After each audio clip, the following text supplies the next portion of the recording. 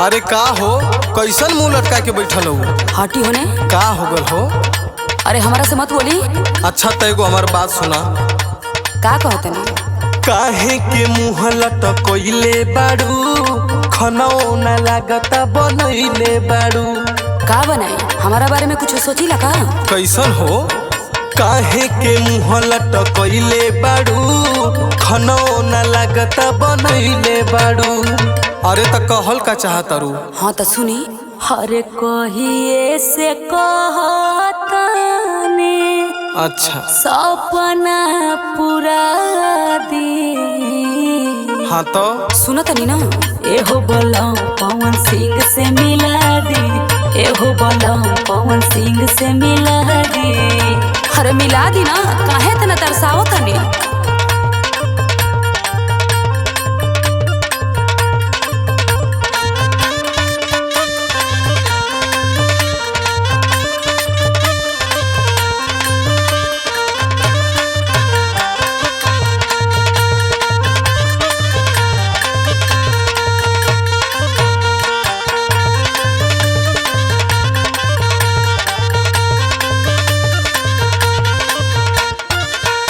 अरे का करबू पवन सिंह से मिलके?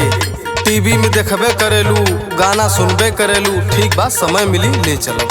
ऐसे मत करी, हमरो बात सुनी। बोला। खाली बतियावेला तू, बड़ी बड़ी बतिया सैया। कहला संग लेके चल, कहबू मोरी रनिया तू जहिया। ठीक है, समय मिलेगा।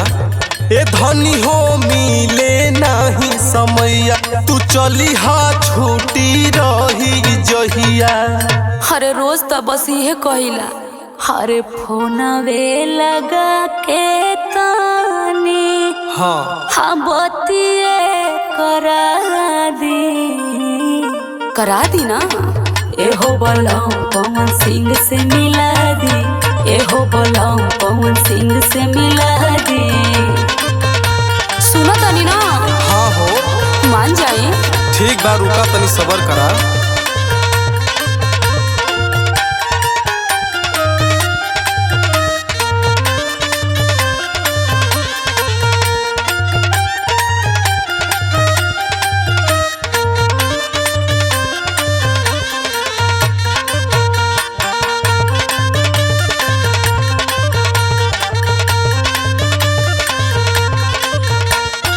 देखी हमार सपना पूरा दी ना, हम बहुत बड़का उनकर फैन है जी। अरे तो ठीक है, रोशन भाई के स्टूडियो पे कबो आई है तो मिला दे बस।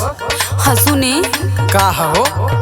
बहनी हम दीवानी उनकर, जब से सुनली गाना हो। मिली है कबो हमारो से, इहे बस सपना हो। सुनो तनी ना। सुनते तो हैं कब से। तू तो निका धीर धरे मोरे रानी, खबर राजा से भेजवले बानी। अच्छा ये बात बा। हाँ। सुनी। हरे चल के उनके संघवाए गो, ओहो सेल्फी खींचवा दी। प्लीज मान जाए। एहो बोलाओ पवन सिंह से मिला दी, एहो बोलाओ पवन सिंह से मिला दी।